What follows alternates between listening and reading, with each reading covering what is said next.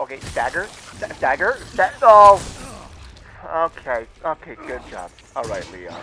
You died to a spider sitting on your face. Knife-only runs have existed for about as long as Resident Evil has been around. They test players' skill and knowledge by taking away the most used items in all of the series: guns.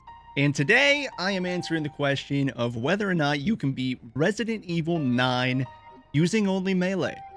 Short answer? No. It's quite literally impossible. But I wanted to see what the full limitations for this challenge were, so let's just go ahead and get into it. First off, RE9 is a bit strange as there is no way to do a pure new game run once you beat the game for the first time. Any subsequent playthrough is a New Game Plus file, carrying over some items and making the shop in credits for Leon available at the start. So, trying to keep this as vanilla as possible, I will be playing on Standard Classic, as that is the hardest New Game difficulty, and the only New Game Plus item that I will be using is the Infinite Save Ribbon, since that has nothing to do with combat or any character stats. I will also not be using the shop for Leon's upgrades until it would normally become available in a New Game file, and I will not be upgrading anything to level 3 upgrades. So we go through the hotel like normal before we are then put out onto the streets as Leon chasing after Gideon, who just started an outbreak. And I decided to use first person here for what I thought would be better visibility on parry timing, and also because you just move faster as Leon in first person. Don't do anything stupid. Me? Never. Now, since this is considering New Game Plus, because the game is forcing you to have New Game Plus, we're not going to use this. Probably a stupid idea, but I'm going to try and do this as New Game as possible. I will, for a fact, I will have to buy a rifle.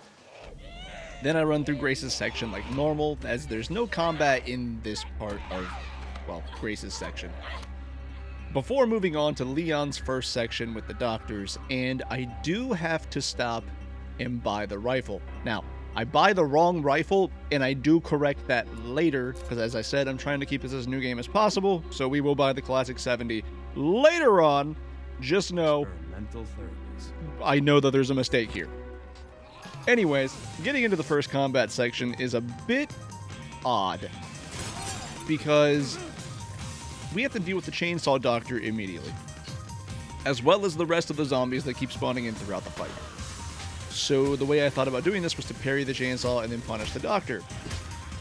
Problem with that is that every time you parry the chainsaw, the axe breaks. It breaks immediately. Okay, we can get a strike in between. Okay, maybe. God, why is it when they get the chainsaw, they're so tanky?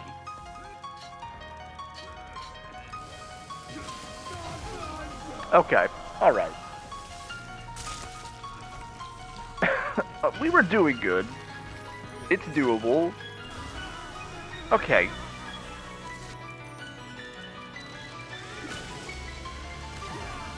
What do you mean? No, what do you mean? And so after a few deaths, I then figure out that I need to be a lot more aggressive in this run and get the stun prompt on the doctor to take him out with the environmental melee attack. The other zombies are full on playing grab ass here and make this section very annoying for the opening. And don't worry, it only continues to go on a downhill slide from here. But I am a bit overextending here, and I'm very sloppy, and still getting used to how the melee mechanics work in this run. So a lot of these early fights are going to be a little rough and tumble. Great. What did I sign up? What did I sign myself up for, dude? What did I even sign myself up for? Now, with the zombie doctors out of the way, we go and we save Grace, and then we get into the first big segment of the game. The Grace chapter. Starting things off as Grace, we head over to the item box, that way we can make a save file here, and also to drop off the Requiem since we can't use it in this run. Here is also where I decided that I'm not going to use the Stakeout Takeout charm, which ups knife damage and durability for Grace, until after I can gain access to the pantry later on. And our first big hurdle of this section is just, we need to find knives. And because we don't have any, I'm gonna have to resort to some dumb strats for a bit. Like running past the butcher and nearly dying in the process because I mistimed the slide past him. Light baiting the corridor zombie and opening up the shortcut for this section.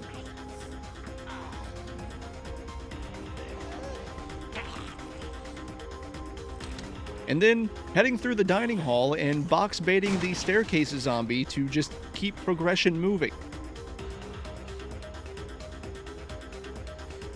Where's the earliest I can get a knife? I think I missed one. I think one of them was in a drawer in that hallway back there, but I kind of missed it already. Not gonna backtrack just at the moment.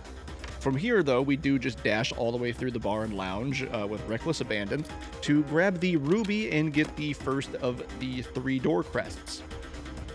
All of this, still with no knife. Next up, I take the ruby all the way back to the lounge area so that I can grab the East Wing key card, as well as the inventory expansion. And the hunt for antique coins starts now, it's because I really want to get the steroids, since stabilizers aren't really going to help us, and more health is always good health, especially in this run. Once that's done, I then head back past the bathrooms we skipped earlier, in order to grab a knife off of the dresser in the hallway and actually get ourselves a weapon finally. Next on the list is to open up the East Wing, and I then start plotting the assassination of West Wing Chef. You have to use it on Chef. Over here, I then grab the coins out of the examination room safe, as well as the hypo off of the desk, before stalking my way back over to the West Wing. Okay, let's go do that first. And pop Chef with the hypo, making him drop the pantry key. And there's the charm access. While over here, I also grab steroids number 1 to up our health, and I open up the pantries, that way I can run back to the box and equip the Stakeout Takeout charm for that increased knife damage and durability, since that is where you would find the charm in a new game run. Back over in the East Wing, I go and grab the blood collector next, and then I get our crafting recipes started. Before, it's time to head upstairs to meet Chunk. But first, I do need to bait out the surgeon and the doctors away from the hallway. That way I can run around them and get upstairs to the save room. Unfortunately, 2 of them follow me all the way up, and I do need to fight them. 1, 2, 3. Try to get headshots, I guess. 1, 2, 3. 1, 2, 3, 4.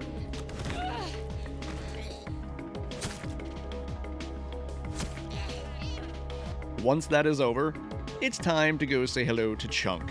And since I don't really feel like playing a game of cat and mouse right now, I'm gonna go ahead and use Chunk Skip.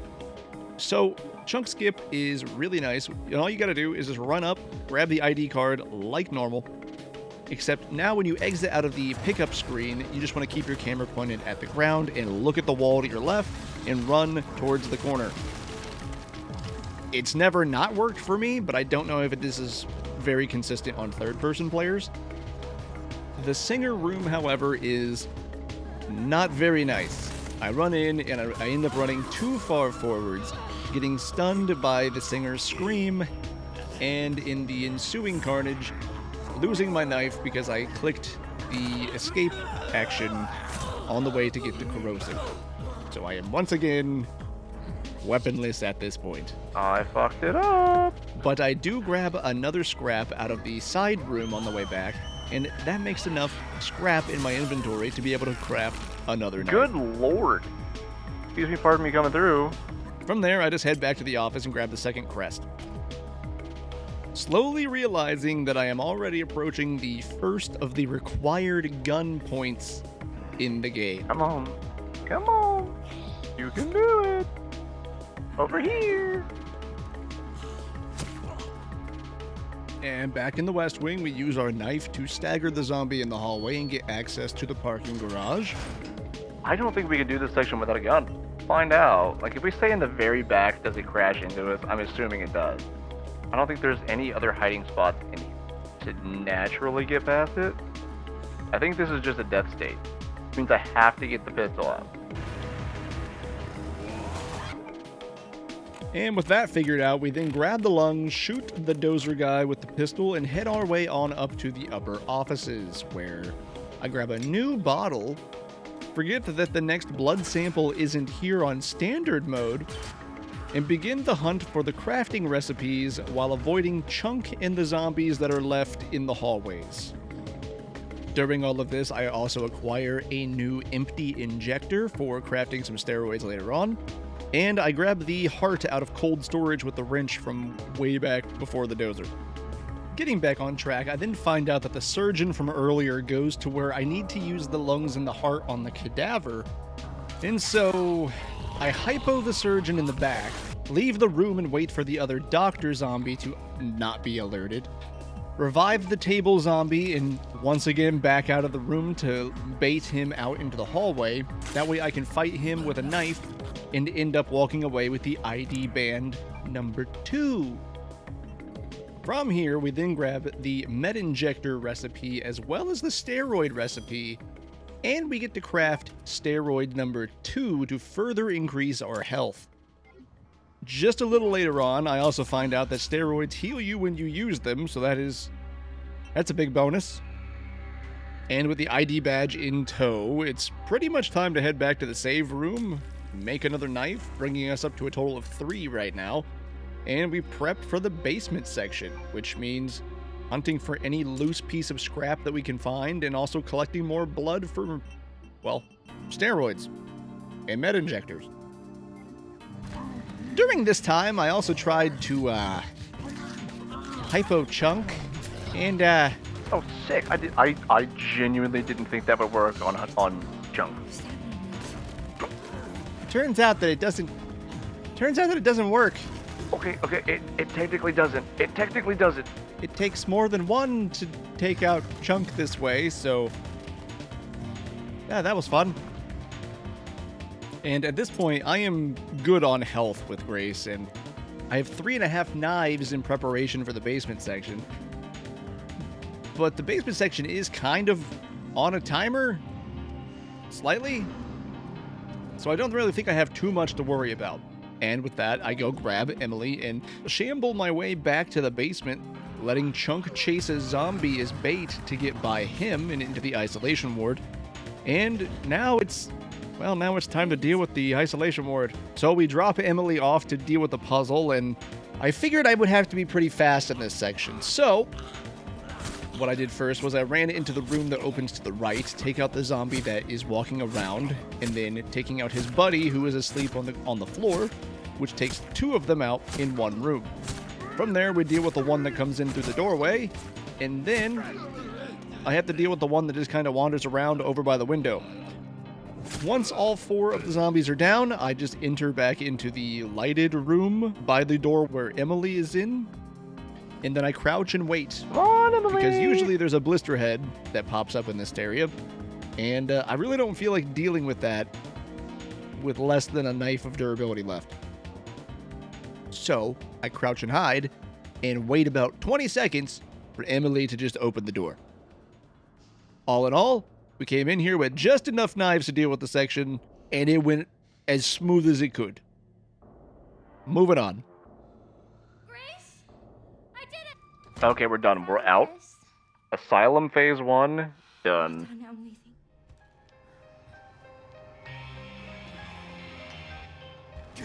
Getting into Leon's next bit, we kick Victor out of the room and then head on over to pay a visit to the Chunk Man.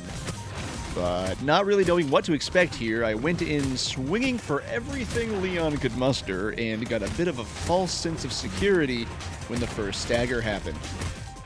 Then, trying the Dark Souls approach of always be rotating, I got off a series of slashes here, but after a few grabs, well, I was sent to the game over screen. Okay.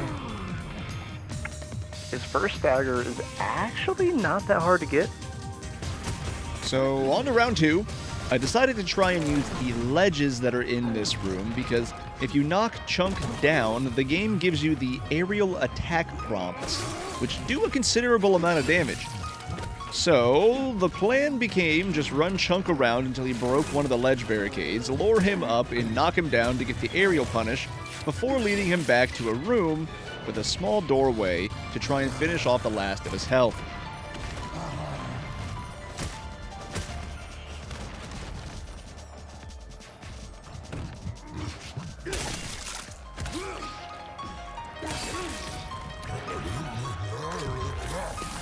Okay, that's Chunk, actually. Once Chunk was taken care of, I then ran around the clinic looking for any spare herbs or meta injectors that might be in any of the warped closets. And finally, it was time to go searching through Victor's office. And also to deal with the blister heads that were waiting for me. Yeah, I immediately kind of got bodied here.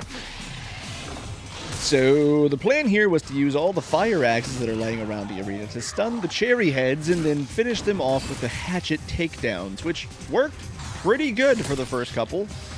Then it just became a game of parry punishing for the last 2. I take the elevator up and it is on to the next Grace segment, the basement. Now, this whole section is basically already a stealth section, so there really isn't anything outside of the norm here for the melee run, except for the fact that I don't get to use the Requiem to stun the girl, or the pistol to leg shot the zombies.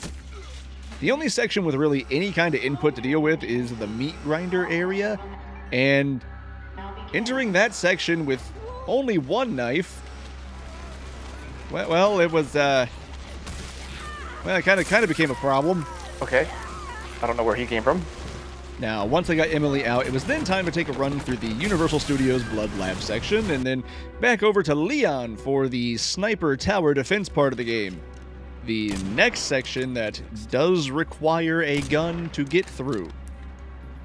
So here is where I sell the marksman's rifle and switch over to the classic 70. See, I told you I would fix that mistake earlier.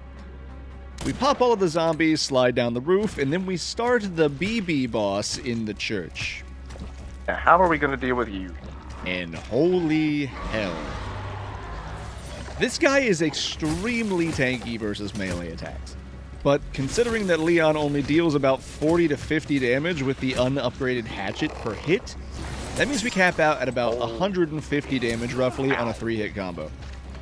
See, and this guy has about 8,000 HP if I remember correctly. And if you're wondering where I got that information from, it's because in the interim of working on this video, I started routing the speedrun for the game after doing this challenge run, and using the speedrun tool with health bars visible is what I'm basing this info off of. And for reference, Chunk had 18,000 HP, but the aerial attacks and knockdown strikes deal about 2,000 damage each, so it kinda goes through it pretty quick. We don't get that here though. Here it's just straight combo time. And this is where the triple P plan kicks in. Pattern, parry, and punish. And that is what I stick with for the remainder of the run. Or try to. You'll see. Once done with BB over here, we head back over to Grace in the second basement, which is, you guessed it, just the same as before. Except this time, the only thing that we have are environmental stuns to deal with the girl. With the only annoying one here being the final switch that the game wants you to stun the girl on. But there is a floodlight around the corner to use, just in case you have absolutely no way of stunning her.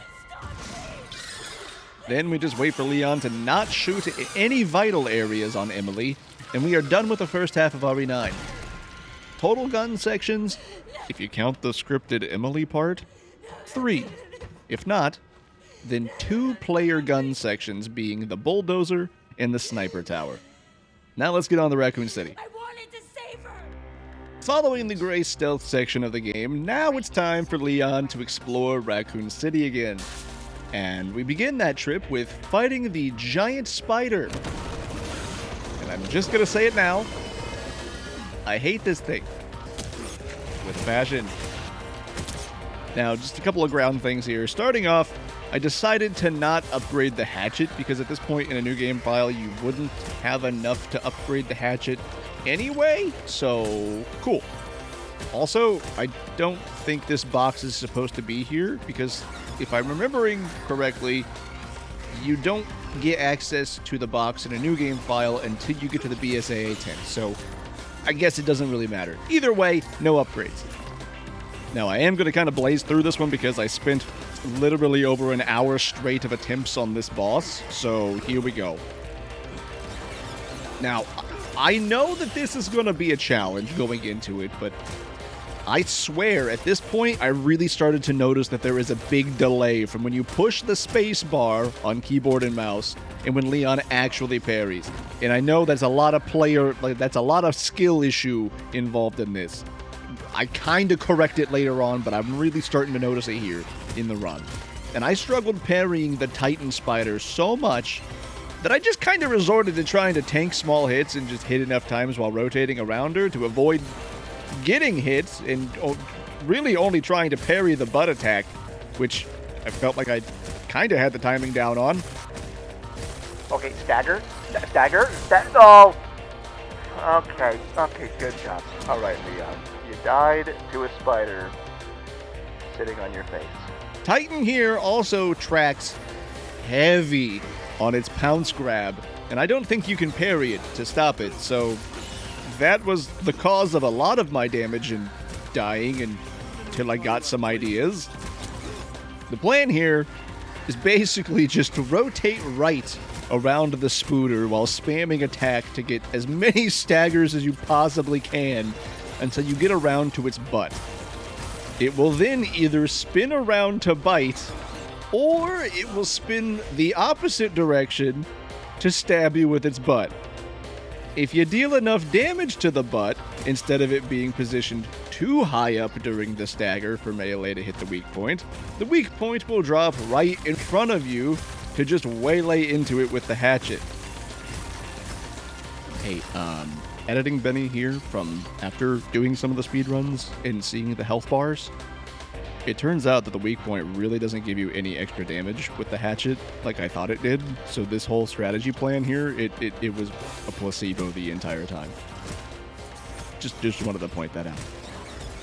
Now, I did try to play around with some power strikes here for some movement and extra damage, but it typically just ended up getting me into a worse situation, so I just kept up with the rotating plan and light attack spam.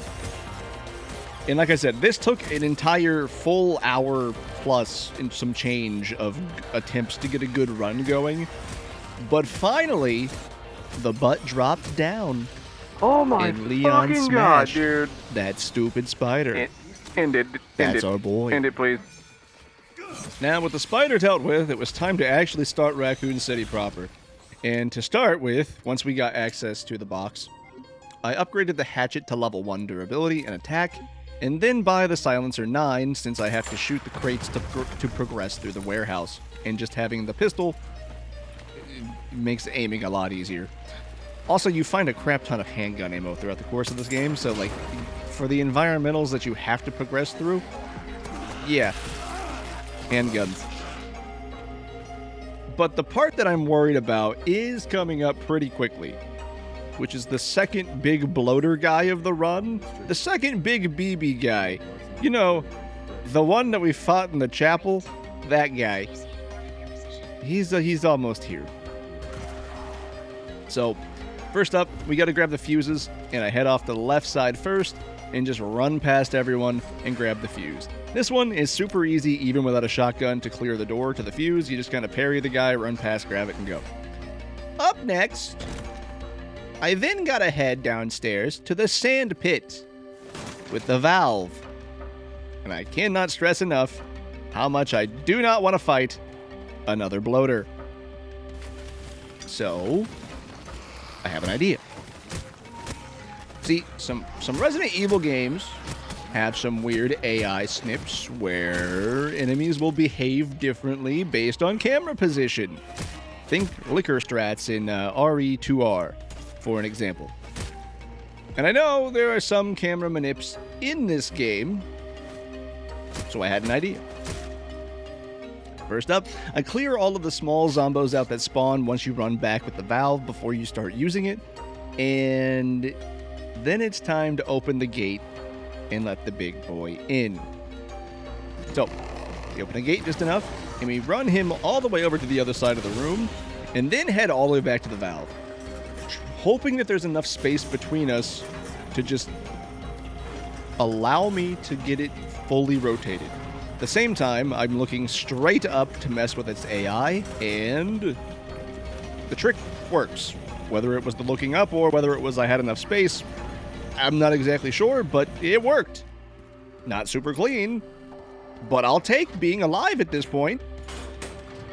From there, we run all the way back, put the fuses in, run up the ramp, get the BSAA cutscene out of the way, and now it's off to the gas station for another horde sequence. And yes, you can actually knock the ladders down with the hatchet. Now, the gas station horde here is really not that bad, especially because we get to pick up a chainsaw. So if you just kind of spam attack here, you just kind of win. It's pretty free.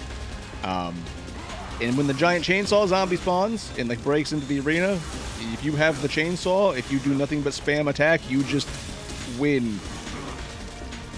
That's the whole section. Onto mortar building.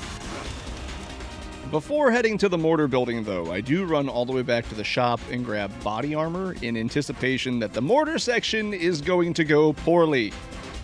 For reasons of massive explosions and also machine gun zombies, and I'm not entirely inaccurate, as the gunner boys take my armor out well before I even get up to the roof. From here, it is just dive, dip, duck, dodge, and ditch out with the next piece to the detonator.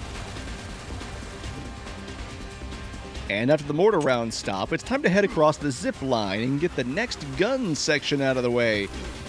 Mainly in the high-rise area, there are boards that you have to shoot out to progress, as well as needing to shoot the glass out from under a ramp.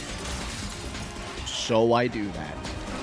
Nearly die to a grenade zombie in the process as he grabs a hold of me, grab the next piece of the exploding device, and then sprint like a madman across the rooftops to get to the elevator section and back to street level. You know what? The elevator I was a little worried about, but it ended up working out a lot better than I expected. You just kind of spam attacks. There's really not a whole lot going on here.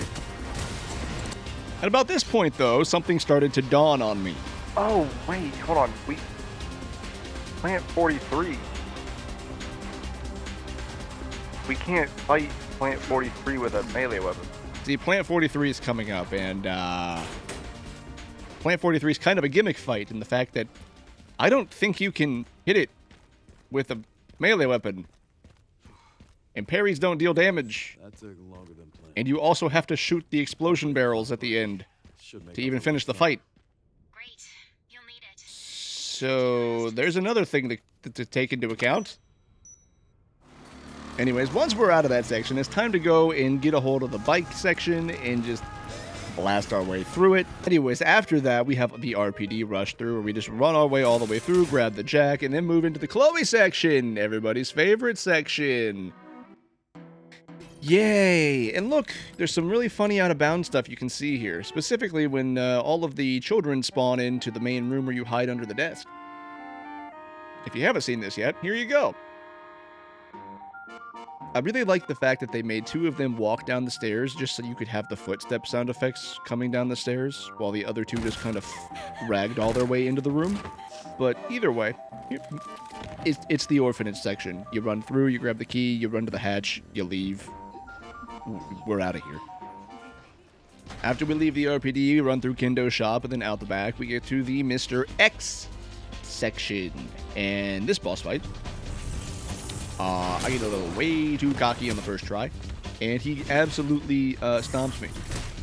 But being a little more cautious, slash punishing a lot better on the second attempt, Mr. X is not a hard boss fight.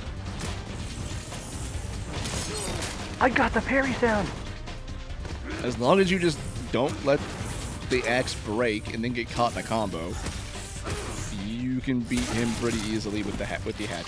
You hit him in the chest, you parry a strike, parry a car if you really want to, and then you take every axe punish that you can because they deal tons of damage.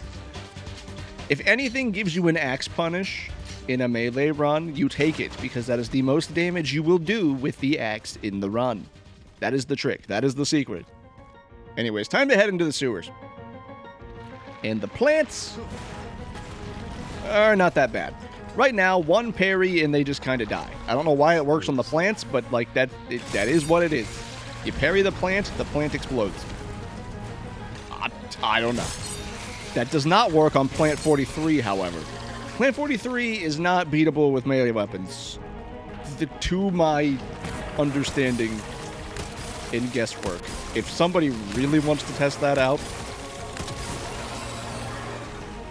go get the tracker, go get the training tool, and, like, see if you can ever find a way to deal damage to this thing with an axe.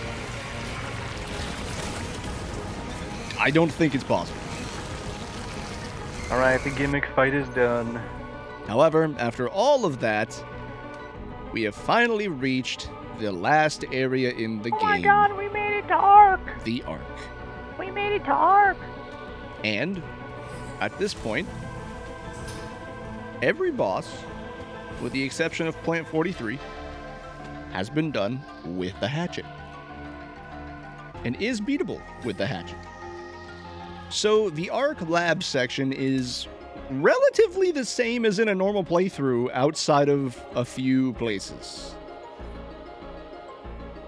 Alright, here we go, into the f***ing bowels of hell. Namely, Leon's places. So the first section that is vastly different in this run is the Elite Guards area with Leon. Now, body armor and HP get absolutely shredded by the Elite Guards if they hit you. And the room where there are 2 waves of them was a bit of a challenge. So my idea here was to run across the catwalk, break the glass on the liquor tube, and then run and hide like a little baby, and you know what? It kind of worked. When the guards didn't kill the liquor, that is. But the cleanup section of this strategy didn't really go my way.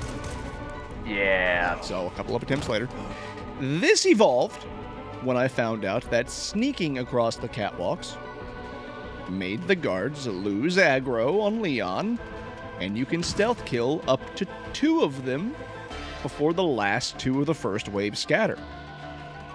So I stealth killed the first 2, finished the remaining 2 off from the first group, and before the second wave makes it into the room, I free the liquor and hide in the corner back behind where they drop down from their catwalks, so that the aggro goes to the liquor and not to me. Then we just back attack the 2 that drop right in front of us, and letting the liquor deal a lot of damage makes this fight super easy. And then for cleanup, all I gotta do is just not biff it against the liquor, and we're pretty much good to go.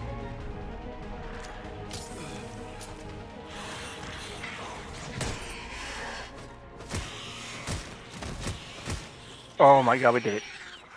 Oh, fuck. Oh, I got a meta injector back out of that. I got 1 meta injector back out of that on return.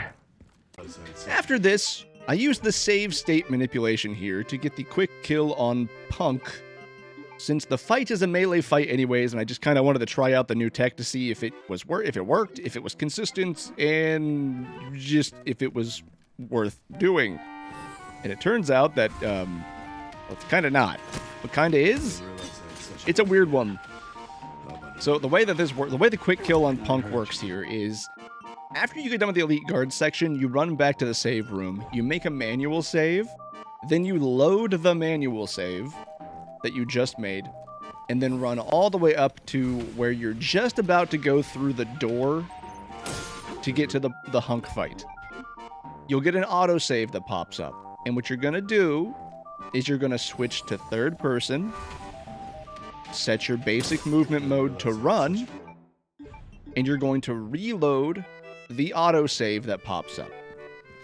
For whatever reason, this tricks the game into making Leon go into stealth mode at the start of the hunk fight. And if you mash your interact button, your attack button, after skipping the cutscene, while moving forward, you have a very brief window where you can get a stealth takedown on Hunk. It is not consistent, from what I was finding out, but it is a really cool bit of tech that you could use to get past the fight really quickly. Instantly. And that's how it works. Anyways, now that the fun part's over, we're back to Grace's section, and well, you know, as we've heard before time and time again, this part is pretty much plays as normal. I just can't use acid or Molotovs. But with all of the extra health that we took from the steroids, we can kind of just sprint through here, and it's not really an issue. So, her section goes by really fast, and then it's back to Leon for some more Metal Gear Evil gameplay. Now here, I tried to sprint through Leon's liquor section, but it's at this point where he starts to really get hit by his asbestos poisoning, and he slows down a bit. And it did not go well. Now, after dispatching the two that drop on the catwalk, it was time for the virtuous mission to commence, and with nothing but sneaking, I slowly made my way through the rest of the room, narrowly avoiding detection multiple times. And then we just got out of the room. Once out of the Kojima room, it was time for the forced combat section with a horde of lickers while waiting for the elevator. And it is just as toxic as you think it is. The answer is yes. The answer is always yes. And I hate it. I hate it. I hate it. I hate it. I hate it. I hate it. Let me out. Let me out. Let me out. Let me out. The simple answer to this room is, well, just positioning and parrying until a ground finisher shows itself. Using the finishers here for the iframes that they give you also helps manage the aggro from the other lickers, and keeps you safe.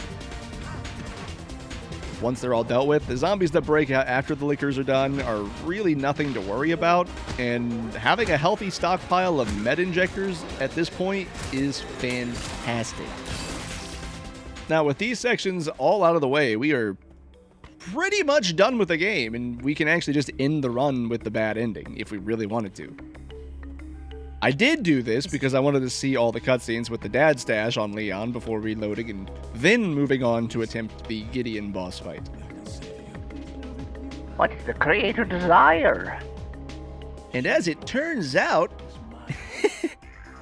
Gideon is a big ol' bitch. And I still swear, parry on spacebar, I don't know what it is. It just doesn't, it feels like it doesn't work sometimes. Even after learning the patterns, it feels like sometimes you push it and like, nothing happens. Gotta find the pattern. Okay, that's not it. And the square hole goes in the round block. At least he doesn't have a grab that he's used yet. I don't know if he has a weak point or not. Probably his head. We could never fucking reach it. Andre the Giant tall. Like, unless my DA gets, like, offset incredibly heavily. Nope. There it goes. That's double. That's triple. Okay. Never mind. Fuck me, I guess. Not with the pinnacle, please. Ow. Okay, I don't know. I was frozen in place there. What the fuck, dude? Oh, you know what? I have the wrong accent with. Alright, we're getting it. Ow. I say as I get fucking smacked in the face.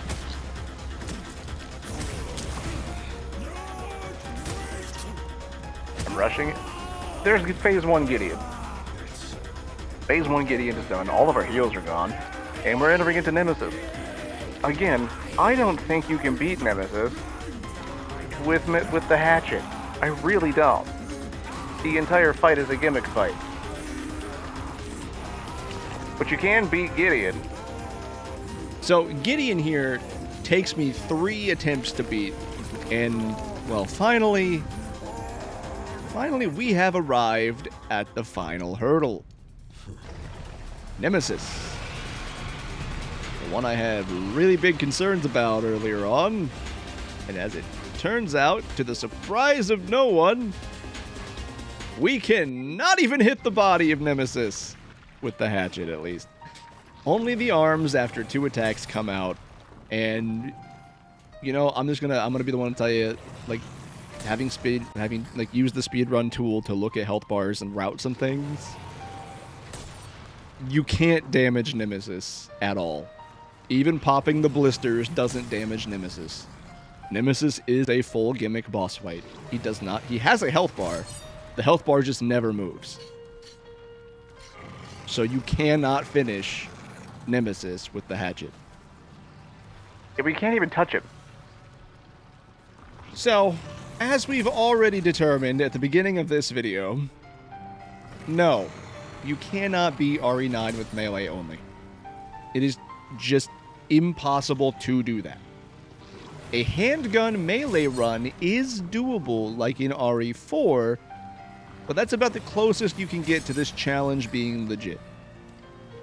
That being said, here are the stats. Total times that you are required to use a gun in RE9. 7. Those being the bulldozer in the clinic garage, the sniper tower with Leon, the crates in the RC warehouse, the doors and glass floors in the high-rise, the motorcycle section, the Plant 43 boss fight, and final Nemesis. Now, it was still an interesting challenge, and I know that there may be some back and forth on a few things here and there, but overall it wasn't a bad time. And if you did make it to the end of the video, I just want to say thank you for watching, and why don't you let me know what your thoughts are on RE9 now that the game has been out for a bit. And if you want to catch any of the speedruns or other challenge runs that I get up to, feel free to come say hi over on Twitch or join the Discord server, as that is where a lot of the videos are worked on before they arrive over here. As always, remember to take care of yourselves, and I'll see you all again soon.